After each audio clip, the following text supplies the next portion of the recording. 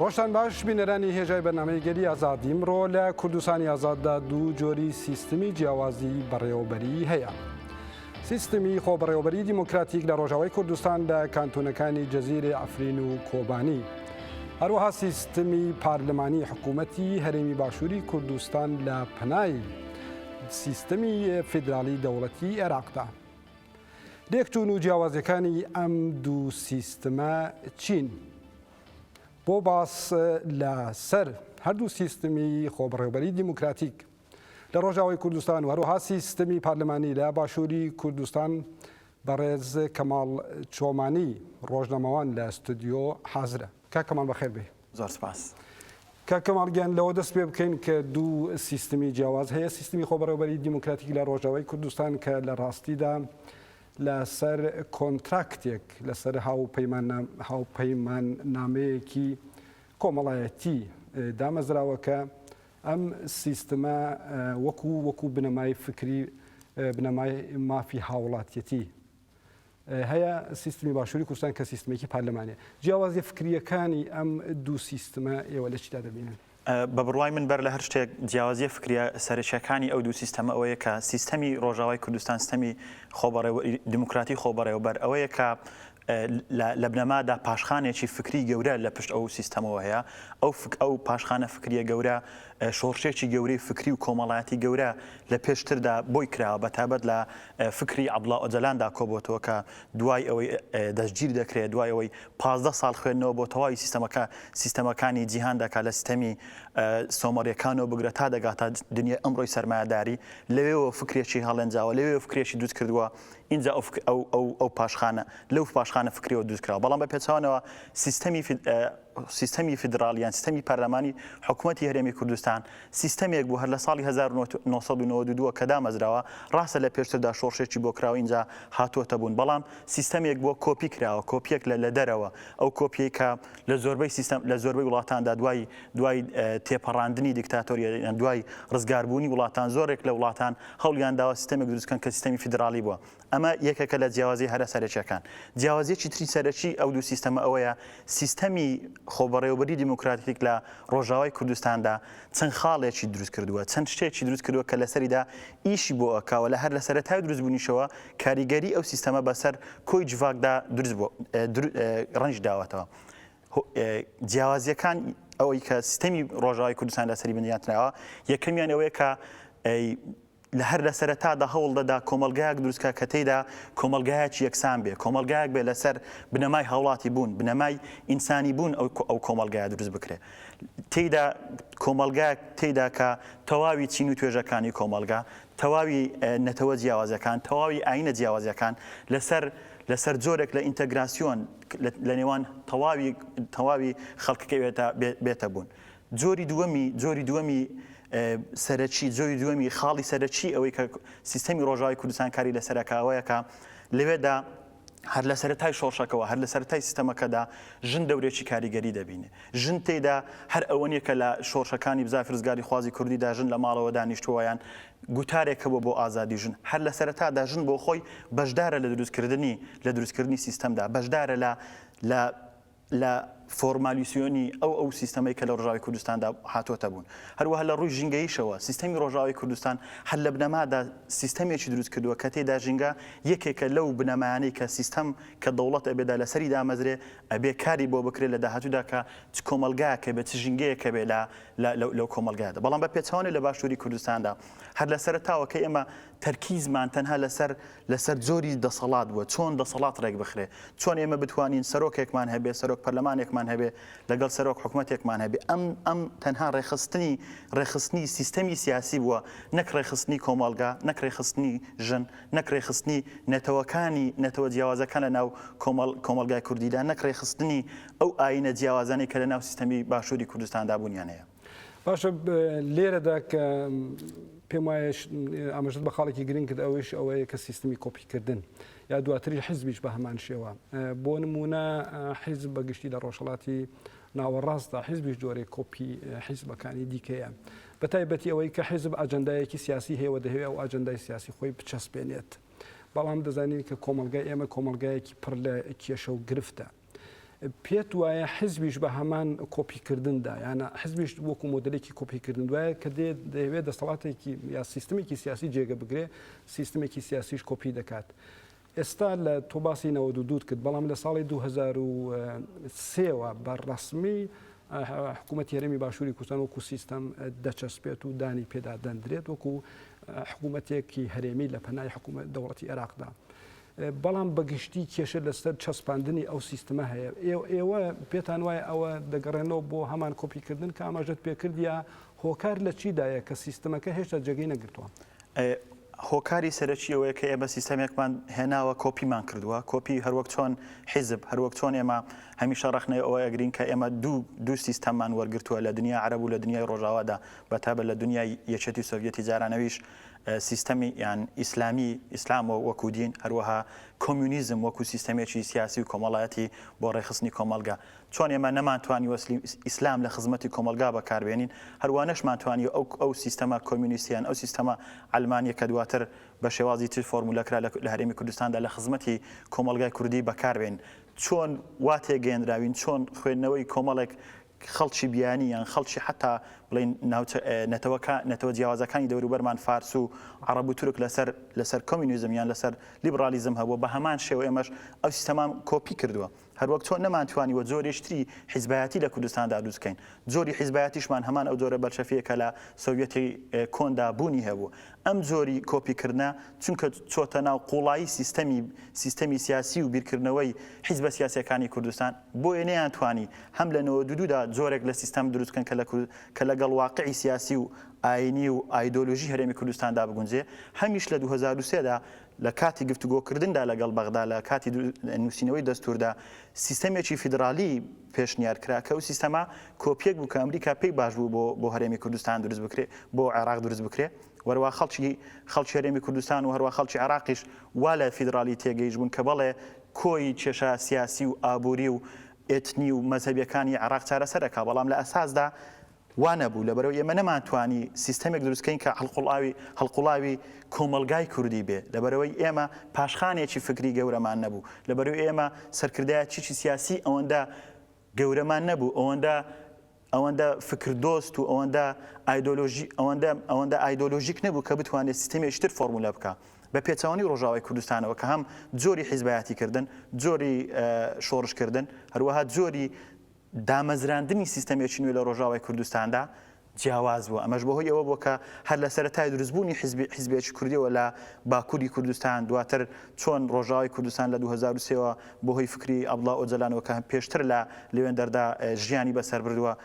سوود لەو فکرەوە وەرەگرێ سیستەمێک دروستەکە کە خوێندنەوەکی قوڵیان بۆ کۆی جووا کردووە هەروە خوێندنەوەکی قوڵیشان بۆ سیستەمانە کردووە کە لە تەواوی ناوچەکەدا بوونی هەیە بۆی ئەوان هاتوون سیستەمێک کە سیستەمی فیدرالیزمی عێراقیش تێپەڕێنێ سیستەمی دیموکراتی خۆسەری دیموکراتیک کە تێیدا وەڵام دەرەوە بێ بۆ کۆی ئەو کێشانەی کە نەکرد لە ڕۆژاوای کوردستاندا هەیە بەڵکو لە تەواوی شەرق ئەوسەطیشدا بوونی هەیە.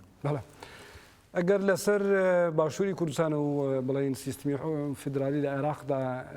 بوەستین باسی ئەومان کرد کە ئەو سیستەمە جێگەی نەگرتووە زۆر جار باسی ئەوە دەکرێت دیارە دەزانین کە سیستمی فیدرالی بۆ خۆی جۆرێک سیستمی سیاسیە ئایدۆلۆژیان نییە یانە بڵین بیرۆکەیەک نییە بەڵام ئەم سیستەمە بەتایبەتی زیاتر لە باسی ئەوە دەکرێت کە لەباری کولتوریەوە یانە لەباری فەرهەنگیەوە ئیشکردنێکی زۆری دەوێت چون ئەوە نییە کە تۆ سیستمێک کۆپی دەکەیت لەسەرەوە ئەیهێنیت کەم سیستمە لەسەرەوە جێگە بگرێت بەڵکو ئەم سیستمە بێت لەباری فەرهەنگی و کولتوریەوە بچێتە ناو خەڵک پێش هەموو شتێک خەڵک تێبگەن کە ئەم سیستەمە چییە بۆیە سیستمی فیدرالی لەو دەگمەن وڵاتانەی کە جێگەشی گرتووە بۆ نمونە لە وڵاتی سویسرا کە جۆرێکی دیکە لە مۆدلی فیدرالیزمە کە لەسەر بنەمای مافی هاوڵاتیەتیە نا مافی ئەتنیک لەوێشدا بۆ نمونە مەسلەی کولتور زۆر گرنگە ئێوە چۆن لە پرسی کولتور دەڕوان چون مەسلەوە نییە بۆ نمونە سیستمێک لەسەرەوە دێ کە دەبێت پیادە بکرێت و دواتر دەبینی کە بۆ نمونە لە دوای 13 ساڵ لە باشووری کوردستاندا هێشتا ئەو سیستمە نە لە باشووری کوردستان بۆ خۆی لە ناو خۆیدا جێگەی کردووە نە لە عێراقدا ئێوە لەو ڕوانگەوە کە وەکو کولتور نەچوەتە ناو خەڵکی چۆن ئەوە لەوە دەوارڕ بە بڕوای من خودی ئەوەی کە وەڵامی پرسیارەکەوێت کە لەبەرەوەی فیدرالیزم یان لەبەرەوەی ئەو ئۆتۆنۆمیە وەکو کەلتور نەچۆتەوە ناو تاکەکانی کۆمەلگا خودی ژێرکەوتنی ئەو سیستەمە لە عێراق و لە هەرێمی کوردستاندا ئەمە هۆکارەکەیەتی چونکە سیستەمی فیدرالیزم ئەگەر پێ بەپێ لەگەڵ سیستەمی دموکراسی هەنگاونێنێ هەمیشە سیستەمێکی دیکتاتۆری لەگەڵدا دروستە بێ هەروەگەر ئەم سیستەمە زیاتر تەرکیزی لەسەر تەنها دەسەڵات بوو وەکو پاوەر ئەمە جۆرێک لە دەسەڵاتی دیکە دروستەکە دەوڵەتێکی سنترال لەناو دەوڵەتێکی فیدرالدا دروستەکە هەروەک چۆن لە هەرێمی کوردستان و لە عێراقدا ڕوویداوە لە عێراق و لە هەرێمی کوردستاندا لەبەرەوەی فیدرالیزم نەبووتە شوێنی دیبێت نەبووتە شوێنی قسەکردنی کۆی تاکەکانی کۆمەلگا وەروانەی توانی و ئەم سیستەمە قوڵ بێتەوە بەسەر کۆی جونگەکانی کۆمەلگەدا لە خەڵک بگەێنرێ لە ڕێی میدیاوە لە ڕێی کۆڕ و کۆبوونەوەتەوە هەروە لە ڕێی سەمینارەوە لە هەروە لە ڕێی ئەوەی کە لە ڕێی کۆبوونەوەی جەماوەری گەورەیە کە تێیدا دیموکراسیت بۆ خەڵک ڕوون بکرێتەوە هەروە سیستەمی فیدرالی بۆ خەڵک ڕوون بکرێتەوە کە چۆن ئەتوانن خەڵک لە خواروی کۆمەلگاوە بتوانێت تاسەروی کۆمەلگا تاسەروی دەسەڵاتی خۆیان بسەپێنن بتوانن بڕیار دروستکەن لەبەرەوەی ئەمە نەبووتە کەلتوک لەبەرەوە هێشتا خەڵکەکە نەیتوانی ئەو سیستەمە سنتراڵی کە لە ڕابردوودا لە عێراقدا بوونی هەبووە تێپەڕینێ هەر ئەمەشەوە کە ئێستا خەڵکی هەرێمی کوردستان هەندێک جار وهروە خەڵکی عێراق زۆرجار خەون بەو سیستەمە سنتراڵی سەدام حوسێنەوە ببینێ کە پێیان وایە سیستەمێک بوو لەبەرەوەی دیکتاتۆریەت بوو لەبەرەوەی سیستەمێکی دڕەق بۆ ئەیتوانی ئاسایش بەرقەرار کە ئەیتوانی کاتێک کەسێک گەندەڵیەکە بیهێنێتە بەردەم دادگا لەبەرەوەی ئەو کەلتورە نەچۆتە ناو خەڵک بۆی خەڵک خۆی بتوانێت کاتێک کەسێک گەندەڵیەکە کاتێک دەسەڵاتداران لە شوێنێکدا ناتوانن وەکو پێویست دیموکرات بن یان بە ویستی خەڵک ناجوڵێنە بتوان یان هێنە بەردەم دادگا ئەمە لێرە ئاماژە بە شتێ بکەم لە عێراقدا ئێمە سیستەمێکی فیدرالیمان هەیە ئالاساس وا دابنین سیستەمێکی فیدرالیە وەروە لە هەرێمی کوردستانیدا سیستەمێک دروستووە کە پێوترێت سیستەمی فیدرالی بەڵام لە هەرێمی کوردستاندا سیستەمێک هەیە بۆ خۆی سیستەمێکی زۆر سنتراڵە تاک لە هەرێمی کوردستاندا ئەبێ هەمیشە بگەڕێتەوە بۆ سەرۆک بۆ قایمقام بۆ محافیز بۆ سەرۆک وەزیران بۆ سەرۆک پەرلەمان لە بری ئەوەی ئەوان بگەڕێنەوە بۆ ڕای خەڵک بۆی خەڵک لە هەرێمی کوردستاندا چیەوێ ئەگەر نمونەی قەزایەک وەربگرین لە هەرێمی کوردستاندا دروستکردنی بچووکترین بڕیار لە قەزایەکدا ئەوە خەڵک نییە کە ئەتوانێت بڕیار دروستکە ئەوە تەنها قایمقام ئەتوانێت بڕیارێک بسەپێنێ بەسەر خەڵکدا ئەمە بپێچوانێت لە ڕۆژاوی کوردستاندا خەڵک خۆی لە گوندەکانەوە لە شەقامەکانەوە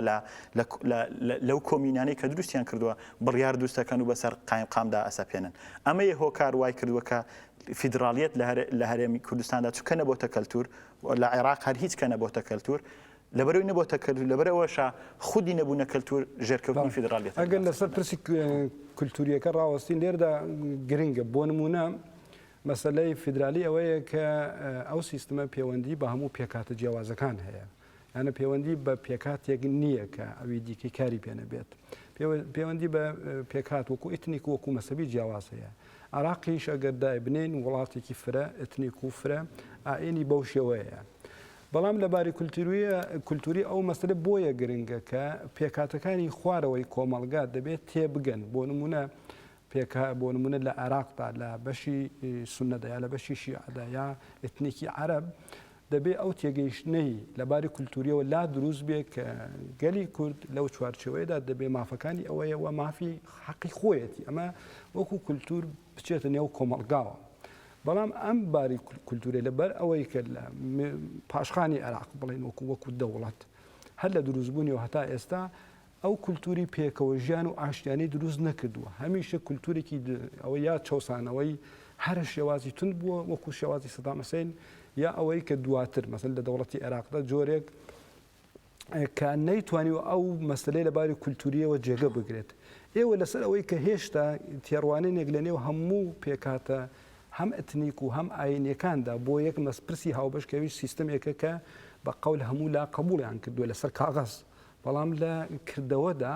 ئەم سیستەمە خەڵکنە تێدەگا کە چییە و نەبووە تێگەیشتنیشی بۆ هەیە لەو بارەوە بۆچوونیەوە چییە؟ لەو بارەوە ئێمە ئەگەر تەماشای عەراب بکەین زیاتر تەرکیز لەسەر کورد و عەرەب یاخود لەسەر شیعە و سونە و هەروە زۆر جاری لەسەر تورکمان کەمێک مەسیحیەکان بەڵام لە عراقدا تەنها ئەوانە بوونیان نییە تەنها زمانی کوردی و عەرەبی بنمونە باوادابنێ دوو زمانی ڕسمی نین لە عراقدا و دوو زمانین کە لە عراقدا تەنها دوو زمانە قسەی پێ بکرێ بەڵکو زمانەکانی دیکەش سریانی هەیە زمانی سریانی زمانی تورکمانی هەیە زمانی تر هێن ئەمانە لە دەستوری عراقدا یاخود بڵین لەو فیدرالیزمی کە لە عراقدا دروست کراوە ئەمانە شوێن ناگرن وهروە زۆر خەڵکی دیکە هەیە ئایدۆلۆژیای جیاواز هەیە دینی جیاواز هەیە لە عراقدا ئەمانە لە فیدرالیزمی عراقیدا نەیانتوانیوە شوێنیان بگیرێ وهروە کاتێک شوێنیان نەگرتووە ئاسانیش نییە کەلتورێک دروست بکرێت کە کەلتوری یەکتر قبولکردن بێ کەلتورێک بێ کە هەمووان پێکەوە بتوانن بۆ سیستەمێک تێبکۆشن کە وەڵام دەروێ بە داخوازیەکانی ئەوان سیستەمێک لە عراقدا بوونی هەیە سیستەمی فیدرالیزم کە بەڵێ سیستەمێکە لەسەر وەرەقەیەکدا بوونی هەیە نەبۆتە کەلتورێک نەبۆتە شوێنی گفتوگۆ کە هەموو نەتەوە جیاوازەکان هەموو ئاینە جیاوازەکان هەموو خەڵک وەکو تاک بتوانێت تێدا وەڵامی خۆی ویستی خۆی لە ئەو فیدرالیزم ئەو دەستورەدا ببینێتەوە نەکار نەتەوە جیاوازەکان بەڵکو ژن بەڵکو منداڵ وەروەها گەنج ئەمانە هەمویان ئەبێ بەشدار بن لە دروستکردنی سیستەمدا لە دروستکردنی ئەو سیستەمە فیدرالیەدا بەڵام ئەوانە کاتێک ویستی خۆیان نادۆزنەوە بۆیە فیدرالیزم نەبۆتە بەشێک بۆی کە بێتە شوێنی گفتوگۆکردن بێتە شوێنی ئەوەی کە بە کەلتور بکرێت لە عراقدا هەر بۆیە ئێمە ئێستا لە قەیرانێکداین هەمووان باسی فیدرالیەتەکەین تەنانەت سیاسیەکان و حیزبە سیاسیەکانیش بەڵام لە خودی فیدرالیەت تێنەگەیشتون بەڵام لەوە تێنەگەیشتون کە فیدرالیەت ئەبێت چۆن ڕێبگرێت هەر بۆیە لە نێوان بنمونە کە تا ئێستا بڵێن تەنها حکوومەت هەرێمی کوردستان وەکو سیستەمێکی فیدرال لە عراقدا لەناو حکوومەتێکی گەورەتردا بوونی هەیە هەمیشە لە نێوان حکوومەت هەرێمی کوردستان و لە نێوان حکوومەتی بەغداددا حکوومەتی عراقدا هەمیشە ململانێ هەیە ئەو ململانەیە هۆکاری ململانەکان ئەوەیە هەر هیچ لایەکمان لایەنە عەرەبیەکە لە حکوومەتی عراقیدا نە لایەنێکی کوردیەکە دیدێکی ڕوونمانی بۆ فیدرالیزم دیدێکمانیە کە بتوانین هەردووکمان کۆک بین لەسەر ئەو دیدەکە کۆمەڵگا و حکوومەتی بۆ ڕێک بخرێ هەر لەبەر ئەمەیە لە 2023ەوە کە سیستەمی فیدرالی لە عراقدا بە جۆرێک لە جۆرەکان چەسپاوە تا ئێستا ئەو ململانیانەی کە لە نێوان حکوومەت هەرێمی کوردستان و هەروە بەغداد هەیە چارەسەر نەکراون هەر بە هەمان شێوەش ئەو ململانەی کە لە نێوان مەذهبە جیاوازەکانی عراقدا بوونی هەیە سیستەمی فیدرالی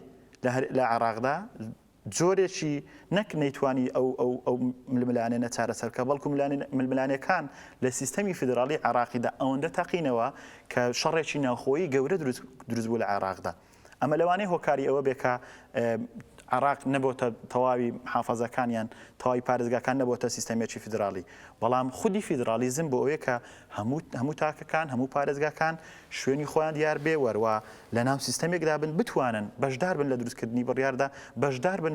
لە فۆرمولەکردنی ئەو کۆمەلگای کە خۆیان نەوێ بەشدار بن لەوەی کە چۆن بتوانن هەمووان کۆک بن لەسەر کۆمەلگایەک کە پێکەوە ژیان تێدا لە ئاستێکی باڵا بێ هاوڵاتی بوون ناسنامەی ئینسانی بوون بێ لە وڵاتەدانەک مەسەبی بوون و نەتەوە بوون و یاخود کەمایەتی بوون لەسەر ململانەیە جێی سرنجەکە لە ڕاستیدا زۆر جار وەک لە تەجروبەی فیدرالیزم لە دنیادا نیشانی داوە فیدرالیزم دەبێتەوە دژ بەخۆی یانە فیدرالیزم مۆدلێکە سیستمێکە بۆ ئەوەی کە پرسی ئەتنیکەکان یان وا باوە چارەسەر بکات لە هارمۆنی و پێکەوە ژیاندا بژین بەڵام لە ڕاستیدا زۆر نمونەی مێژووی هەیە کە خودی فیدرالیزم خودی سیستمەکە دەبێتەوە دژی خۆی بۆ نمونە ئەمریکا نمونەیەکی هەرە بەرچاوە شەڕی ناوخۆی ئەمریکا وەختی خۆی لە نێوان باکوور و باشووری ئەمریکادا دواتر نیجیریا هەیە شەڕی بیافرا کە بە ملیۆنی ئینسان لە شەڕی بیافرادا کوژران و هەروەها بۆ نمونە ئەفریقای جنوبی و زۆر جار پێش لەوە کە ئەفریقای جنوبی دروست بێت ئەو نەخشەی کە کۆلۆنیال بۆ ئەفریقایدا نابوو و زۆر جار خودی ئەم سیستەمە بووەتەوە هۆی ئایا پێت وایە ئێستا بەڕاستی لە عراقدا دەزانین کە شەڕی شیعە و سونە لە دەستپێکەوە دەستی پێکرد دواتر ململانەی کورد و دەوڵەتی عراقیش کە زۆرینەی شیعەیە هەروە بەردەوامە پێت وایە خودی سیستەمەکەیە کە لە چارەسەری پرسەکاندا عاجزە ناتوانێت کێشەکان چارەسەر بکەوە بە جۆرێک خودی فیدرالیزم کەوتۆتەوە دژایەتی لەگەڵ خۆیدا بە بڕوای من هەردووشیانە هەم سیستەمی فیدرالیزم لە عراقدا لە بەوری نەیتوان و سەرکەوتی بێ بۆتەوە جۆرێک لە جۆرەکان دژایەتی بۆتەوە هۆی دروستبوونی ململاکە لە عراقدا چونکە دەستوری عراق و سیستەمی فیدرالیزمی کە دروست بووە لە عراقدا خوێندنەوەی جیاوازی بە خۆدا هێناوە هەروەها وای نەکردووە کە تەواوی کۆمەڵگا و تەواوی جوواک لەسەر بۆ چوونێ کۆک بوون لەسەر ئەو سیستەمە ئەمە لەلایەک لاشترەوە ئەگەر تەماشای ئەو بنمونە بە بەراوردی بکەین بە ڕۆژاوای کوردستان. ڕۆژاوای کوردستان هەر لە سەرەتادا گرێبەستێکی کۆمەڵایەتی دروستەکە ئەم گرێبەستە کۆمەڵایەتیە کە تێدا مافی هەموو نێتەوەکان مافی هەموو زمانەکان مافی هەموو ئینسان مافی هەموو هاوڵاتیەکان مافی ژن مافی منداڵ لەوێدا تێدا بەرجەستە کراوە زۆر بەڕوونی ڕوون کراوەتەوە کە تۆی تاک چ کورد بی چ عەرەب بی چ چیچەن بی چ کریستیان بی یاخود منداڵ بی یاخود ژن بی مافەکان زۆر ڕوونە هەموو کۆمەلگا ئەبێ لەسەر ئەو گرێبەستە کۆمەڵایەتی ڕێککەوێ بەڵام لە عێراقدا ئەمە بپێچاوانەوەیە لە عێراقدا تەنها سیستەمێک دروست کراوە کە تەنها ئەڵێ عراقیەکان دەتوانن لە ناو پارێزگایەکدا یاخود لە نێوان سێ پارێزگادا بتوان هەرێمێک بۆ خۆیان دروست بکەن دواتر یاسای پارێزگاکانی بەدوادا دێ کە ئەسڵەن یاساکە هەر جێبەجێ نەکرا ئەمە لە عێراقدا وای کردووە کە تێڕوانی جیاواز بۆ فیدرالیزم وای کردووە فیدرالیزم دژی خۆی بەکاربێ چونکە زۆربەی ئەو ململانەیە کە دروست بوونە هۆکارەکەی ئەوەی کە فیدرالیزم نەیتوانیوە جێبەجێ بێ وەروە ئەو تێڕواینە دژبەیەکانی کە لەسەر هەندێک داقی دەستوریدا دروست بووە و ئەکا دژ بە خۆیان بێت لە هەمان کاتدا عێراق ئەڵێ ئێمە سیستەمێکی فیدرالیمان هەیە بەڵام دژی ئەوەیە کە نەتەوەکانیان ئاینە جیاوازەکان یاخود خەڵک بۆ خۆی یان پارێزگایەک بۆ خۆی ڕێککەون لە سەرێکدا سیستەمێک بۆ خۆیان دروست بکەن کاتێک ڕێک ناکەون لەسەر ئەوەی کە سیستەمێک دروست بێ لە کاتێکدا وەکو دەستور حەقی بەوە داوە کە بنمونە سونەکان لە جوگرافیایەکی دیاری کراودا سیستەمێک بۆ خۆیان دروستکەن سیستەمێکی کە خۆیان ئەیانەوێ کە سیستەمێک بێ لەسەر بنەماکانی دموکراسیەت و فیدرالیزمدا بەڵام حکوومەتی عێراقی دژایەتیەکە هەروەک چۆن لە باشووری عێراقدا کۆمەڵێک هەوڵی وا هەبوون کە بتوانن فیدرالیەتێک لە باشووری عێراقدا دروستکەن بەڵام حکوومەتی عێراقی دژایەتی کرد ئەم فیدرالیزمە لە عێراقدا بەڵێ بە جۆرێک لە جۆرەکان بۆتە هۆکارێک بۆی دژی خۆی بەکاربێتەوە. هاوکات لە ڕۆژاوای کوردستان دەزانین کە ڕۆژاوای کوردستان لەسەر سیستمی خۆبەڕێوەری دیموکراتی بەگشتی لەسەر بنەمای هاوپەیمانی کۆمەڵایەتی ئەوەی کە جنابیش ئاماژە پێکرد لەسەر ئەوە ڕێک خراوە و ئەو لە خۆیدا هاوپەیمانی کۆمەڵایەتی جۆرێک بووەتە یاسای بنچینەیی لە سێ کانتۆنی ڕۆژاوادا کاری پێدەکرێت. ئەگەر بەوردی چاو لە بەرگە و هەروەها خاڵەکانی ئەو پەیماننامی کۆمەڵایەتیە بکرێت لەوەدا جەخت لەسەر مافی بڵین ئتنیک و ئاینی جیاواز بەبێ لە بەرچاوگرتنی ئەوەی کە بڵین سەروەری ئتنیک دەگەڕێتەوە بۆ مافی هاوڵاتێتی وەکۆی کە سەر بەچ ئاین و ئەوەیەک بێ لێرەدا وەک بڵین مۆدلی فیدرالیزم لە سویسرا دەچێت لە کانتۆنەکانی سویسرا کە لەوێش لەسەر ئەساسی مافی هاوڵاتی بوونە و هاوکات بۆ نمونە وەکو ئتنیکی فەڕەنسی ئاڵمانی ئیتالی و زمانی بە هەمان شێوەش بەڵام لەوێدا ئتنیک نییە کە ڕۆڵ لە ئەوەدا دەبینێت لە کانتۆنەکاندا بەڵکو بڵین مافی هاوڵاتێتیەکە هەمان هاوڵاتێتی لە هەموو کانتۆنەکاندا ئێوە گەر بەراوردێکی بکەن بە تایبەتی ئەوەی کە لە ڕۆژاوای کوردستان هەیە لەسەر ئەساسی مافی هاوڵاتێتی بەگشتی ئەو سیستمە کە بە جۆرێک دەتوانێت بڵین ناوی سیستمێکی بڵین پێشکەوتوو لە سیستمی فدرالی بڵین سویسرای ناوبنێن یا سیستمی ئۆتۆنۆمی لەو بارەوە بۆچونتان چییە؟ ئێمە گەر تەماشای سیستەمە فیدرالیەکانی جیهان بکەین بە بڕوای من نزیکترین جۆری فیدرالیزم نزیکترین جۆری ئۆتۆنۆمی یان ئەوەی کە ئێمە ناومانەوە لە ڕۆژاوای کوردستاندا خۆسەری دیموکراتیک لە خۆسەری دیموکراتی ڕۆژاوای کوردستان سیستەمی سویسرایە چونکە سیستەمێکە لەبەرەوەی دیموکراسیی ڕاستەوخۆ جۆرێک لە دیموکراسی ڕاستەوخۆ لە سویسرادا بوونی هەیە ئەم دیموکراسی ڕاستەوخۆ ئەم دیموکراسی ڕادیکاڵەکە لە ڕۆژاوای کوردستاندا ناو ئەندێ بە هەمان شێوە لە ڕۆژاوای کوردستانیشدا بوونی هەیە چونکە پێ بەپێ یەکتر ئەڕۆن هەم ئەم جۆرە لە ئۆتۆنۆمی هەم ئەم جۆرە لە خۆسەری لەگەڵ دیموکراسیەت لەبەرەوە هەردوو سیستەمەکان زۆر لە یەکەچن لە سیستەمی لە سویسریدا کۆمەلگا لە خوارەوە بە شێوازێکی ئاسۆیی لە خوارەوە بۆ سەرەوە دابەش کراوە بەڵام دروستکردنی بڕیار بە شێوازێکی ئاسۆیدا ئەڕوا کە ئەتوانن خەڵک خۆی بتوانێ لە ڕێی مەسەلەن وڵاتیان دابەش کردووە بەسەر 26 کانتۆندا اینجا بە وڵاتیاندا کانتۆنەکان دابەشکراون بەسەر کۆمیوندا هەر کۆمینێک کە توانێت خۆی بڕیار بدا خۆی بڕیارەدا چی بۆ کۆمینەکەی باشە کام یاسا بۆی باشە چ زمانێک لە کانتۆنەکەدا بەکاردێ چۆن تاکس ڕێکەخرێ لە کانتۆنەکەی خۆیاندا هەروەها چۆن نەتوانن کەسێک لە بنمونە لە سیستەمی سویسریدا کاتێک بەرپرسێک کە ئەبێتە بەرپرس مەرز نییە تا هەتا بێتە بەرپرس بەڵکو خەڵک ئەتوانێت لە ڕێی دیموکراسی ڕاستەخۆ کۆ بێتەوە پێشنیار بکە ئەم سیستەم ئەم بەرپرسە بگۆڕێ لە ڕۆژاوی کوردستانیشدا بە هەمان شێوە کۆمینەکان ئێستا بەناو هەموو گوندەکاندا وڵابوونێتەوە لە شەقامەکاندا بوونیان هەیە وەروە پێ بە پێڕێکخراوەی کە پێوترێ ماڵی House of Commons وەکو House of Commons وەکو ماڵی گەل بەڵێ بزەوت ماڵی گەل لە ڕۆژاوی کوردستاندا ئەتوان بڕیار بدەن ئەوان ئەتوان بڕیار بدەن کام پرۆژە بنمونە بۆ شارۆچکەکەیان باشە کام سیستەم بۆ شارۆچکەکەیان باشەوە ئەگەر ئەیانەوێ لە کاتی هەڵبژاردنەکاندا ململانەیەک دروستە بێ ململانەیەکی زۆر تەندروست لە نێوان کام ئەتوانێت خۆی بپاڵێ بە هەمان شێوەش لە سویسرادا ئەم جۆرە سیستەمە هەیە بۆیە من پێم وایە نزیکایەتی ئەم دوو سیستەمە ئەوەیە کە دیموکراسیەتێک هەمیشە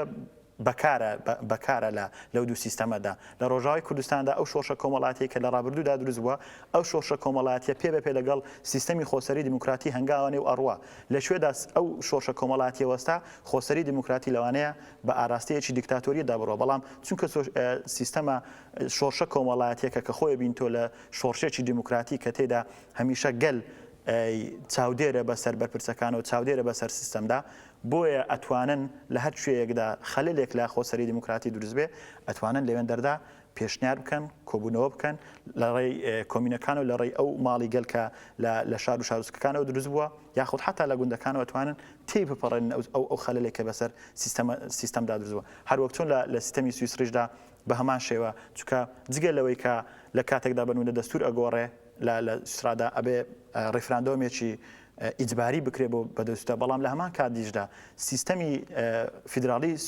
سویسری ئەو دەرفەتەیداوە بە تاکەکانی کۆمەلگای سویسری کە بەنمونە توانن دەست پێشخەری بکەن بۆ گۆڕینی هەر بڕگەیەک لە دەستوردا یان هەر شتێکە لەناو کۆمەلگادا بۆ خۆیانەوێ بەنمونە یەکێک لە کانتۆنەکان هەوڵیەوەدا کە لە کۆبوونەوەیەکی جەماوەری گەورەدا پێشنیاریەوە کراکە بەڵێ پێویستە دەنگدان لە 18 ساڵەوە بکرێتە 16 ساڵ بەڵێ گۆڕا لێکچێک لە کانتۆنەکاندا هەرچەندەمە لە ڕۆژاوی کوردستاندا پێشتر ئەمە تێپەڕاندراوە 16 ساڵ ئەتوانێت دەنگدا لە سیستەمدا چکە بە تایبەت لە دنیا ئەمڕۆ گلۆبالدا لەوانەیە 16 ساڵ باشتر بێ بۆی کە دەنگدا لەوەی کە 18 ساڵ چونکە 16 ساڵی ئێستا دەوانەیە بەقەد 18 ساڵی 20 ساڵ لەمەوبەر عقلیەتی تێگەیشتن لەسەر سیستەمی دیموکراسیدا هەبێ بە هەمان شێوە بنمونە دەستپێشخەری دیکە هەبووە لە سویسرادا کە دەرفەتیەوە بە تاکەکانەدا هەر تاکێک ئەتوانێت دەستپێشخەریەک دروست بکات لە ماوەی مانگێکدا ئەگەر 100,000 ئیمزای کۆ کردەوە ئەوە ئەتوانێت دەستپێشخەریە بچەسپێ لەناو پەرلەمان و لەناو سیستەمدا بە هەمان شێوەش لە ڕۆژاوی کوردستاندا نەک هەر تاکێک هەموو تاکێک ئەتوانێت دەست پێشخەری بکە گفتوگۆ بکە بەنمونە لە ماوەی ڕابردوودا ویستیان پارچێک لە ناو یەکێک لە شارەکانی ڕۆژاوی کوردستاندا دروستکەن گفتوگۆیان کرد حکوومەتی ئەوێ بنمونە حکوومەتی لۆکاڵی یەکێک لەو شارانی ڕۆژاوی کوردستان ویستی بۆ شتێکی تر بەکارێ بەڵام خەڵکی ڕۆژاوی کوردستان خۆیان دانیشتن لەگەڵ ماڵی گەل لەگەڵ خەڵک واگەر ئەو خەڵکە بەشداریش نەبووە لە کۆبوونەکان خۆیان نەچون لەگەڵیان بەشداریان کرد دواتر بڕیاریەوەیاندا کە بکرێتە پارچێک بۆ خەڵکی و شارۆچکە ڕاستی کاکەمەل ئەم لە دوو ڕوانگەی بڵین جیاوازی لە دوو تێگەیشتنی سیاسیەوە سەرچاوە دەگرێت کە ئەوەش دەگەڕێتەوەی کە تا گەڕێتەوە سەر باشووری کوردستان لە ڕوانگەی بڵین دەوڵەت نەتەوە دروستکردنی دەوڵەتێک وەکو خولیایەک بەڵام دەزانین لە دەوڵەت نەتەوەی دنیاشدا یانە بە ئاستی ئەو ڕێفۆرمانەی کە لە ڕابردوودا تێدا گوزەراوە بە جۆرێک لە سیستمی بڵین خۆبەڕێوەبەری لە هەرێمەکاندا هەیە بۆ نمونە لە وڵاتێکی وەکو سویددا سیستمی دەوڵەت نەتەوەیە بەڵام لە ئەم سیستمە لە درێژایی خۆیدا ئەوەندە ئاڵوگۆڕی بەسەردا هاتووە کە جۆرێک وەکو حکوومەتی فدرالی لێ هاتووە کە بۆ نمونە لە بواری خوێندندا هەمووش نەتەنها پارێزگاکان بەڵکو شارەکان و هەرێمە بچووکەکان بۆ خۆیان سەر بەخۆن کە چ جۆر سیستمێکی خوێندن پێرەو دەکەن یان ئەمە ڕفۆرمێکە کە لەناو دەوڵەتی نەتەوەیشدا کراوە. بۆی ئێستا ئێمە لە ڕۆژاوای کوردستان سیستمێکمان دەوێت کە هەموو ئەم شتانەی تێدایە کە بڵێن ڕفۆرمانش هەیە تێدایە کە لە ئاستی دەوڵەت نەتەوەدا هەیە. بەڵام ئەوی بێتەوە سەر باشووری کوردستان. تۆ باسیەوەت کرد کە لە باشووری کوردستاندا لە خودی باشووری کوردستاندا کێشەی بڵین دیموکراسی لەو بارەوە هەیە کە هەموو دەسەڵات لە ناوەندا کۆ دەبێتەوە و هەرێمە جیاوازەکان شارەکان لە دەرەوەی بڵین بڕیاردانی سیاسی دەمێننەوە. ئێوە لەم پەیوەندیدا پێم باشە ئەو پرسیارە بکەم کە لە پەیوەندی دوو تێڕوانینی جیاواز یانە تێڕوانینی دەوڵەت نەتەوە بەتایبەتی کە وەکو لە باشووریشدا دەڵێن کە مزایدەشی پێوە دەکرێت بەم ڕەوانگەوە. لەو بارەوە بۆ چونی ئەو بزانین. بە بڕوای من ئەگەر کەمێ بگەڕێنەوە بۆ 15 ساڵێک لەمەوبەر کاتێک عەبدوڵڵا ئۆجەلان فکری پەکەکە جارێکی دا ئەڕێژێتەوە بە بڕوای من ئەو زۆر باش لەوە تێگەیشت بوو کە هەمیشە دەوڵەتێکی دروستە کە هەر شۆڕشێک بکرێ دوای کۆتایی هاتنی ئەو شۆڕشە دەوڵەتێک دروستەکرێ. بەڵام ئەو دەوڵەتە بۆی ڕێی لێبژیرێ بۆی نەبێتە دەوڵەتێکی دیکتاتۆر نەبێتە دەوڵەتێک کە تەواوی سیستەمەکە لەناو یەک دەوڵەتدا کۆ بکرێتەوە لەناو دەستی یەک بەرپرسدایان لە دۆستی یەک سەرۆکدا کۆ بکرێتەوە پێویستی بە جۆرێکە کە ئەو سیستەمە ڕێک بخرێ. ئەو سیستەمە ئەوەی کە عەبدوڵڵا ئۆجەلان کردی ئەوە بوو کە سیستەمی بە جۆرێکی تر ڕێخست سیستەمی وا ڕێخست بەڵێ با دەوڵەت هەبێ بەڵام دەوڵەت لە قەداسەت دا بشۆردرێ دەوڵەتی تر ئەو خوایە نەبێ کە ئەتوانێ بڕیاردا بەسەر هەموو شتێکجی کۆمەلگادا دەوڵەت نابێتی تر لە جیاتی ئینسانەکان بڕیار بدا بیر بکاتەوە دەوڵەت نابێتی تر بڕیار بدا ئێمە چۆن بژین چی بخوێنین چۆن قسە بکەین چۆن فکر بکەینەوە بۆیە ئەو هات ئەو سیستەمەی دروست کرد کە پێوەگرێ خۆسەری دموکراتیک بە پێچەوانە و لە هەرێمی کوردستاندا هەمیشە قسە لەسەرەوە کرێ کە باسی دەوڵەت نەتەوە ئەکرێ بەڵام لە ئەساسدا دەوڵەت نەتەوە لە ناوچەکەدا فەشەلی هێناوە بۆی ئێمە بتوانین دەوڵەت نەتەوە بە جۆرێکی تر وەڵام دەینەوە چونکە ئێمە ناتوانین تا ئێستا نەمانتوانیوە ئەو هەموو شۆڕشانەی کوردستان کراوە لە مێژوودا نەمانتوانیوە دەوڵەتێک دروستکەین لە ڕابردوودا نەتواندا لە ئێستاشدا دەوڵەت نەتەوە فەشەلی هێناوە لە ناوچەکەدا بۆیە پێویستمان بە جۆرێکی ترە دەوڵەت بە جۆرێکی تر ڕێبخەینەوە کە تێیدا کورد هەمان ماف هەمان جۆر زمانی کوردی کەلتوری کوردی عەقڵیەتی کوردی فکری کوردی لەو ناوچانی کە کوردین تێدا سەربەرز بێ تێدا سەروەر بێ و هەروەها کورد خۆی بتوانێت سیستەمێک دروست بکە ئەو سیستەمە لە ناو دەوڵەتێکدا بێ بەڵام دەوڵەتەکە کاریگەری بەسەر کوردستانەوە نەبێ ئەمە لە ڕۆژاوای کوردستاندا هەوڵی ئەوە درێ و لە داهاتوشدا لەوانەیە پۆزەتیڤی زیاتر دەرکەوێت بەڵام لە هەرێمی کوردستاندا ئێمە نەتوانیمانە لەگەڵ بەغدا بتوانین فیدرالیزمێک دروست بکەین یان جۆرێکی تر فیدرالی بینیەکەوە کە تێیدا هەست بەوە بکەین کە ئێمە کورد لەگەڵ عەرەبدا یان کورد لەگەڵ ئەوانی تردا هیچ جیاوازیەکی نەبووە یان زمانی خۆمان هەروەک چۆن زمانی عەرەبی لە کوردستانە خوێنرێ زمانی کوردیش بتوانێت لە شوانەکانی تر بخوێندێ لەبری ئەوەی کە ئێمە نەمانتوانیوە جۆرێکی تر سیستەم دروستکەین بۆ ئێمە هەمان ئەو دیسکۆرسە کۆنا دووبارە ئەکەینەوە کە دیسکۆرسی دەوڵەت نەتەوەیە بێ ئەوەی ئایدیایەکی جیاوازمان هەبێ بۆ ئەمڕۆی دەوڵەت نەوەتە لەو دنیادا هەر باسیەوەکەین ئێمە پێویستمان بۆیە دەوڵەتێکی سربەخۆیمان هەیە بەڵام کاتێک دێت لەسەر جۆری سربەخۆیەتی دەوڵەتی کوردی قسەکرێ کەمترین ئارگومنت لە کوردستاندا دێتە بوون بۆیە پێم وایە لە فەشەلی ئەوەی کە ئێمە نەمانتوانیوە سیستەمێکی لە جۆری ڕۆژاوای کوردستان دروستکەین بۆ ئێمە دیسان دیسکۆرسی دەوڵەت نەتەوە پێش ئەخەین لە کاتێکدا ئەگەر دەوڵەت نەتەوەش لە ئایندەدا بۆ هەرێمی کوردستان بە تایبەتبوونی هەبێ ئەبێ لە سەرەتادا شۆڕشێکی کۆمەڵایەتی دیموکراسی شۆڕشێکی کەلتوری ئەوەندە گەورە دروست بکەیت کە لانی کەم لە جۆری فیدرالیزم تێبگا اینجا هەنگاو بنەی بۆ دروستکردنی دەوڵەت دارای کێشەکە لێرەدا زۆر جار پێم وایە بەو شێوەیە کە باسی دەوڵەت نەتەوە دەکرێت ڕاست دەچێتەوە سەر دەوڵەت نەتەوەی کوردیان بڵین دەوڵەتی کوردستان بەڵام لە ڕاستیدا خودی دەوڵەت نەتەوە یانە وەکو سیستەم کێشەدایە بۆ نمونە دەوڵەتی تورکیا دەوڵەتەکانی دیکە کە لە هەرێمدا هەن ئەمانە وەک تۆ لە سەرەتای باسەکەشدا ئاماژەت پێکرد جۆرێک کۆپیکردن بوون کە ئەم دەوڵەتانە دوای تێکچوونی عوسمانی کۆپیکران و دانران و ئەم دەوڵەتانەش دواتر دەرکەوت یانە ڕەوتی مێژوو سەلماندی کە ئەم دەوڵەتانە نەیانتوانیوە جێگە بگرن بۆ نمونە دەوڵەتێکی عەلمانی وەکو تورکیا دوای مەسەلەن بڵین 80 ساڵ دەگەڕێتەوە و دۆخەی کە ئێستا هەیەت یانە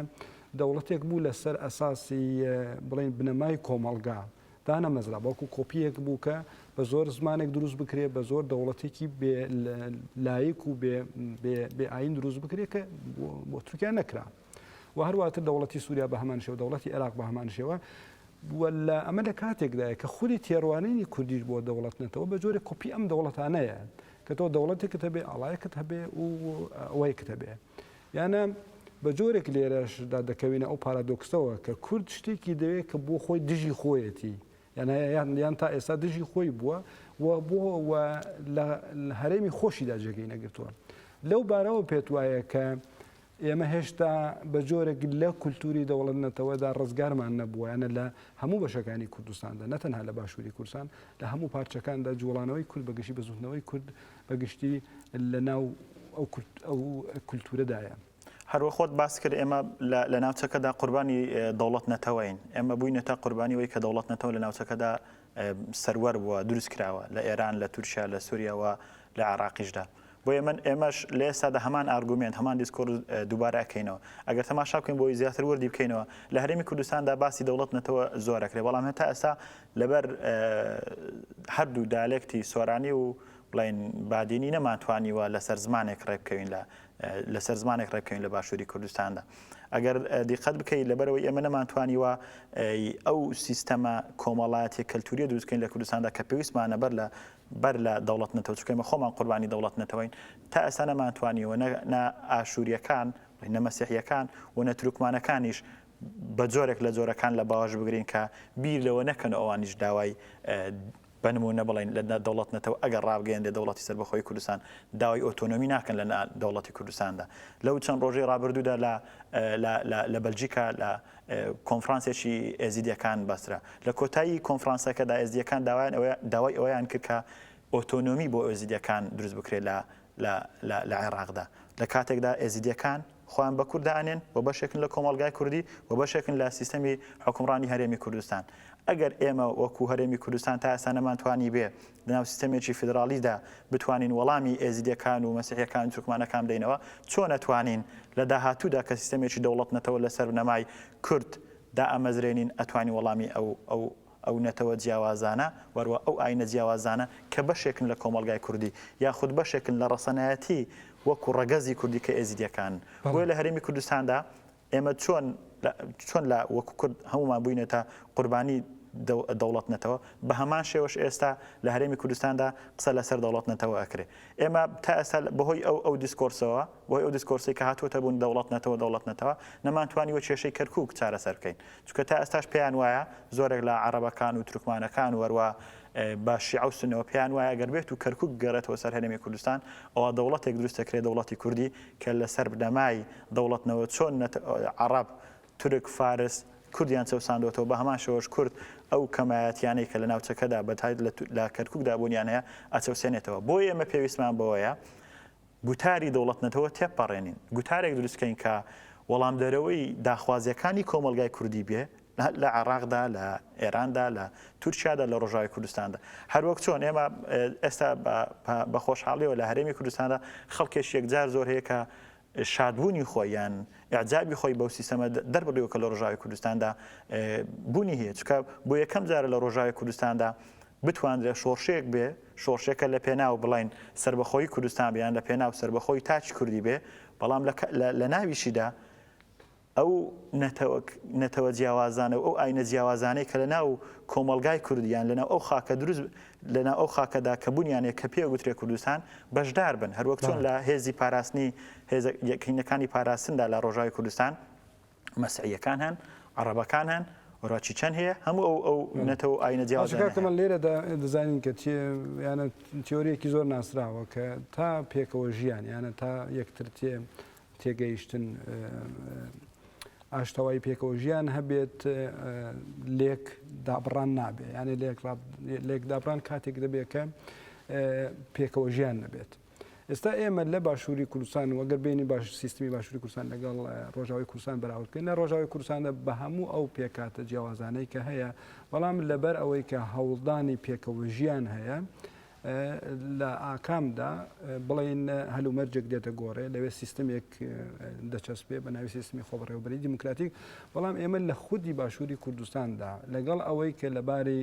ئەتنیکیشەوە بە جۆرێک هژمونیەکی ئەتنیکی وەکو حکوومەتێکەیە وەکو دەستگایەکەیە بەڵام دەزانین کە ڕۆژ بە ڕۆژ کێشەی خودی هەرێمی باشووری کوردستان زیاتر بێتە بۆ نمونە ئێزیدیەکان ئەگەر حکوومەت هێرم بیتوانێ بە ئەو پێکەوە ژیانە لەگەڵ ئێزیدیەکان زیاتر بکاتەوە یا لە هەرێمی خۆیاندا جۆرێک ئۆتۆنۆمی وەربگنن لە چوارچەوەی باشووری کوردستاندا بۆ دەبێ مەسن ئێزیدی لە باشووری کوردستان جیا بێتەوە یا مەسن تۆ ئاماژت بە زمان کرد بۆ نمونە ئەو کێشەی کە لە نێوان دوو شێوەزاری کرمانجی و سۆرانی هەیە کێشەیەکی لە مێژەکە ئەو کێشە دەباتەوەی کە باز بکرێت بخرێتە سەر باس وە بەسەر بەستیە بە هەردوو لا مافی خۆیان وەکو خۆیان بدرێتێ بەڵام سەرپۆشی لەسەردا دەندرێ لەو بارەوە ئێوە چۆن دوو سیستمی ڕۆژ ئاوا و باشووری کوردستان پێکەوە بەراورد دەکەن سیستەمی ڕۆژاوی کوردستان بە قەناعەتی من بەر لە هەر شتێک ئیشی لەسەرەوە کردووە کە بتوانێت لە ڕووی کۆمەلگایەوە ئینتگریشنێک دروستکە کە تەواوی تاکەکانی کۆمەلگە تەواوی ئاین و ئاینە جیاوازەکان و نەتەوە جیاوازەکان پێکەوە بتوانن بۆ یەک ئامانجی هاوبە شتێک کۆشن کە تێیدا کەس لەوی تر گەورەتر نەبێ بەڵکو هاوڵاتی بوون ئەو چەمکە بێ کە هەمووان کۆکن لەسەری پێکەوە ژیان ئەو چەمکە بێ کە هەمووان پێکەوە پێویستە لە پێناویدا خەبات بکەن ئابووریەشی هاوبەشی کۆمەڵایەتی کە هەوڵی یەکسانی تاکەکانی کۆمەلگا بدە مافی ژن تێدا ژینگە تێدا سەروەر بێ لەو جوواکەدا بەڵام لە باشووری کوردستانەوە ئێمە تەنها هەوڵمانداوە کار لەسەر دوو لایەنی ژیان بکەین لایەن یەکەمەوەی کە ئێمە سیستەمێکمان هەبێ سیستەمێکی سیاسی کە تێدا پەرلەمان هەبێ حکوومەت هەبێ هەروەها سەرۆکایەتی هەبێ لە هەمان کاتیشدا بۆ ئەوەی ئەوەش هەبێ پێویستمان بە ئابووری هەیە لە هەرێمی کوردستان تەنها لەو دوو ڕۆیش لەسەر کۆمەلگا کراوە هەم لە ڕێی سیاسەتەوە هەم لە ڕێی ئابووریەوە لە کاتێکدا بۆ ئێمە کۆمەلگایەکمان هەبێ کە تێدا بتوانین هەمووان پێکەوە بژین پێکەوە هاوڵاتی بوون بێتە ئەو ئامانجە گەورەی کە هەمووان لە پێناوی تێبکۆشین ئەومان لەبیر کردووە نەمانتوانیوە دیبەیتێک دروستکەین لە نێوان ئاین و ئاینزا جیاوازەکاندا نەمانتوانیوە ئەو کێشانەی کە لە نێوان نەتەوە جیاوازەکاندا بوونی هەبووە یان لە نێوان زمانەکاندا بوونی هەبووە لە نێوان دایالەکتەکاندا بوونی هەبووە هەروەک چۆن خۆت هەمیشە پەردەپۆش کراوە ڕێ لەوە گیراوەکە ئەم گفتوگویانە ئەم دیبەیتانە بێنە ناو کۆڕ و سیمینار بێنە ناو میدیاوە بۆی لە هەرێمی کوردستاندا ئێمە نەمانتوانیەوە پێکەوە ژیانە دروستکەین ڕاستە پێکەوە ژیانێکی لە کوردستاندا کە هەمووان نەتوانین پێکەوە بژین بەڵام پێکەوە ژیانێکە بنمونە مەسیحیەکان و تورکمانەکان و هەروەها ئێزیدیەکان هەمویان پێکەوە بەشدار بن لە دروستکردنی بڕیاردا ئێمە شێوازێکی ترمان بۆوان دروست کردووە کە پێوترێ ئەوەی کە سیستەمی کۆتا لە پەرلەمانی کوردستاندا لە 111 ئەندام پەرلەمان 11 ئەندام پەرلەمان بۆ کەمەنێتەوەیەتیەکانە ئەم کۆتا کە بەخشراوەتە بۆوان لەبڕی ئەوەی ببێتە هۆکارێک بۆی بەشدار بن لە دروستکردنی بڕیاردا بەشدار بن لە فۆرمولەکردنی کۆمەلگادا بەشدار بن لە فۆرمولەکردنی حکوومەتدا پەرایەس خراون چکە ئەوان بەشدار نابن لە ململانەی سیاسیدا بەشدار نابن لە گفتوگۆکانی شێوازی ڕێخستنی ژیان لە کۆمەلگادا پێشتر ئەوان ڕێککەوتون لەسەرەوەی کە 11 کورسیان هەیە بنمونە هەروەها زۆربەی جاریش ئەو 11 کورسی لەلایەن پارتە سیاسیەکانی کوردستانەوە بەکاردەهێنرێ دش بە خۆیان چکە زۆربەی جاریش ئەو کەمەنایەتەوەیەتیانە یان ئەو ئاینزا جیاوازانە یان سەر بە پارتین یاخود سەر بەیەکێتین لە ناوانیشدا لەوانیش ناگەڕین ئەوان خۆیان لە ناو خۆیاندا ڕێککەون بەڵکو ئێمە وەکو حیزبێکی سیاسی بنمونە پارتی دیموکراتی کوردستان بڕیارەدا لە ناو تورکمانەکاندا ئەم کەسە ئەبێ ببێتە ئەندام پەرلەمانیان ئەم کەسە ببێتە وەزیر بۆ ئێمە لەوەدا سەرکەوتو نەبووینە هەرچەندە هەوڵمانداوە بەڵام سەرکەوتو نەبووین بۆ ئەوەی سەرکەوتو بین ئەبێ لە خوارەوە لە کۆمەلگەوە لە زانکۆکانەوە لە قوتابخانەکانەوە لە باخچەی ساویانەوە هەوڵی دروستکردنی ئەو پێکەوە ژیانە بدەین چکە ئێمە ڕاستە لەوانێ بتوانین پێکەوە ژیانێکی درۆینە دروستکەین دەڕێی دروستکردنی سیستەمێکی ئابووریەوە بەڵام ئێمە بۆی بتوانین 100 ساڵی داهاتوودا 1000 ساڵی داهاتوودا بێکەوە بژین و بێ ئەوی هیچ کێشەیەکمان هەبێ بەڕاستی پێویستمان بەو گرێبەستە کۆمەڵایەتی هەیە کە بەو هاوپەیمانێتی کۆمەڵایەتی هەیە کە لە ڕۆژاوی کوردستاندا دروست کراوە. زۆر باشە کە کەمال دەستمان پێکرد باسی کۆپیکردنی سیستەممان کرد پێم وایە بە هەمان پرسیار بە جۆرێکی دیکەش کۆتایی پێ بێنین دەزانین کە لە ڕۆژاوای کوردستاندا سیستمێک هەیە کە ئەو سیستەمە سەرڕای هەموو کێشە و گرفتەکان کە لەو هەرێمەدا هەبووە ئەنە لە ئابلۆقی ئابوووریەوە بگرە لە شەڕی چەند لایەنەوە بگرە لە شەڕی ڕاگەیانی تورکیا و بەشداری ڕاستەوخۆ ناڕاستەخۆی دەوڵەتی تورکیا لە دژی ئەزمموی ڕۆژاوە بگرێت تا زۆر کێشەی دیکە بەڵام ئەو هەرێمە هەر جۆرێک بوو خۆی ڕاگرتووە لەسەر شانی خۆی و بە ئابوووریەکی لاواز کە هەیەی درێژە بە ژیانی خۆی دەدا بەڵام لەباری فکریەوە تێڕوانینەکانیان جۆری تێڕوانینی فکری ئەوان بۆتە جێگەی سەرسوڕمان پێت وایە کە ئەگەر ئێمە کۆپی نەکەین بەڵام خودی ئەو سیستمە دەتوانێت بۆ نمونە لە باشووری کوردستان ئێمە چه ئەزمموونێک لەو سیستمە وەربگرین بۆ ئەوەی کە ئەو کێشانەی کە ئێستا هەمانە بۆ نمونە یەک لەوان کە هەرە گرنگەوەیەکە دەسەڵاتێکی تاوە مەرکەزیمان نەبێت بەڵکو هەموو هەرێمەکان وەکو خۆیان دەسەڵاتیان هەبێ هەموو پێکاتە جیاوازە کوردستانیەکان بتوان خۆیان لەو سیستمەدا ببینەوە ئەو باشووری کوردستان چۆن دەتوانێت لە ئەزمموی ڕۆژاوا کەڵک وەربگرێ بە هەمان شێوە لە باکووری کوردستان دیارە سیستمە بە شێوەیەکی دیکە لە ڕێگەی شارەوانیەکان هەیە و لە ڕۆژهەڵاتی کوردستان بەگشتی بۆ هەرێمەکە ئێوە ئەزمموی ڕۆژاوای کوردستان چۆن دەبینن بۆ هەرێمی کوردستان وەک چۆن لە سەرەتادا ئاماژەمە بە سێ خاڵی جیاواز کرد کە ڕۆژاوای کوردستان جیاوازە لە هەرێمی کوردستاندا بە بڕوای من ئەو سێ خاڵە پێویستە لە هەرێمی کوردستاندا ڕەچاو بکرێ و ئیشی بۆ بکرێ لە ڕووی یەکەمیانەوەیە کە لە ڕووی سیستەمی شێوازی ڕێخستنی سیستەمی سیاسیەوە ئێمە لە هەرێمی کوردستاندا سیستەمێکمان هەیە نە پەرلەمانیە نە سەرۆکایەتیە بەڵام لە هەمان کاتدا زیاتر بەلای سەرۆکایەتیدایە کە دەسەڵاتێک دراوەتە سەرۆکە لە دەسەڵاتێکی زۆر گەورەیە هەمیشە دیکتاتۆریە دروستەکە بۆیە ئێمە پێویستە ڕەچاوی پێکهاتەی باشووری کوردستان بکەین کە خەڵکی هەرێمی کوردستان هەر لە سەرەتادا دژی سیستەمێکی ئاوا سەرۆکایەتی قوڵ هەروەک چۆن پێشتر ململانەی زۆر لە نێوان هێزە سیاسیەکان دروست بووە کەمپین دروست کراوە دژی ئەو سیستەمە لە ئێستاژە لە پەرلەمانی کوردستاندا ڕێککەوتون لەسەرەوەی کە سیستەمی سەرۆکایەتی دەسەڵاتەکانی سەرۆکی هەرێم کەم بکرێتەوە ئێمە پێویستە تەماشای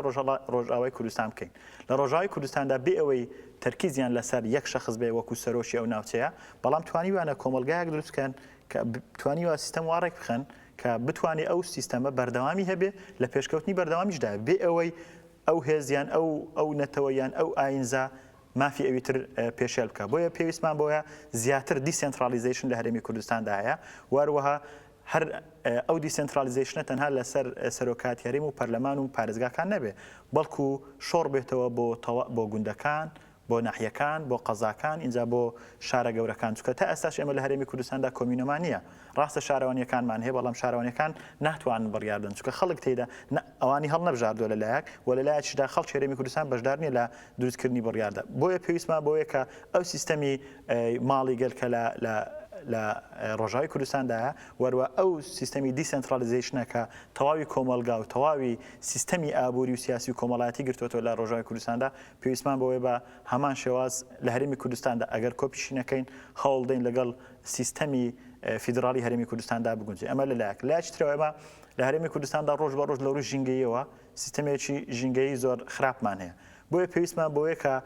سوود لەو سیستەمە ژینگەیی وەربگرین کە شۆڕشی با بڵێن شۆڕشی ڕۆژاوی کوردستانیان پێشتر پەکەکە هەوڵی بۆ داوە ئەگەر تەماشا بکەین لە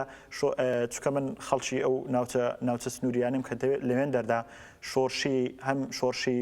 مەلا مستەفای بارزانی هەمیش دوای شۆڕشی یەکێتی نیشتیمانی کوردستان کە بە شۆڕشی نوێ تێدا ئەناسرێ هەروەها شۆڕشی پەکەکەش پارتی کرێکارەیان کوردستان لەو ناوچەیە باڵەکایەتی و قەندیل و سیدەکان ئەو ناوچەیە دابوونی هەبووە ئەگەر تەماشا بکەین بگەڕێنەوە بۆ مێژوو بۆ 30 ساڵی ڕابردوو لە سەردەمی شۆڕشی مەلا مستەفای بارزانی وەروە شۆڕشی نوێدا شتێک نەبوو لەو ناوچانەدا بە ناوی سیستەمی ژینگەی وەروە هەوڵدەن ژینگە لە ناوچانەدا بپارێزرەیان پێش بخرێ بەڵام بە پێچوان لە ئێستادا کە پەکەکە لەو ناوچانەیە تەماشاکەین ساڵانە خۆیان زۆربەی جار کشتتوکاڵیە چەقێن وەروە پشتیوانی ئەو جوتیارانەکەن کە لەوێدا بوونیانەیە بنمونە هەوڵیان داوەکە زەیتون بێنە ئەو ناوچە شاخاوینە بۆی زەیتون تاقی بکرێتەوە بۆیە پێویست جگە لەوەی بنمونە لە ڕابردوودا هەرگیز ئێستاش لە ئازار لە هەرێمی کوردستاندا ڕاو بنمونە لە ئێستادا ڕاو لە هەرێمی پاراستنی میدیادا کە هەرێمی پەکە ناسراوە زۆر قەدەغی لەسەر بە پێچوان لە هەرێمی کوردستاندا قەدەغی لەسەر بەڵام قەدەغێشی ئەو تۆنیە بۆیە پێویستە سوود لەو سیستەمە ژینگە وەربگرین هەروە جۆری سێم لە سیستەمە کۆمەڵایەتێکە کە چۆن ئێمە بتوانین ئەو هەوپەیمانێتیە کۆمەڵایەتێکە لە ڕۆژاوی کوردستاندا لە نێوان نەتەوەکاندا لە نێوان ئەنجاکاندا هاتوتە بوون بە هەمان شێوەش لە هەرێمی کوردستاندا چونکە پێویستمان پێ بەتایبەت لە نێوان ئاینە جیاوازیەکاندا بەتایبەت تریش دوای هاتنی داعش و ئەوەی کە ئێزدیەکان هەستەکەن کە هەم لەلایەن هەرێمی کوردستانەوە پەرایزخراون هەم وەکو زۆر سپاس بۆ تۆ بەڕێز کە کەمال چۆمانی سپاس دەکەین دەڵێ بینەرانی هێژە لێرەدا گەیشتینە کۆتایی بەنامەگەری ئازادی ئیمڕۆ لە ئازادی و بۆ ئازادی بژین ماڵتانەوە.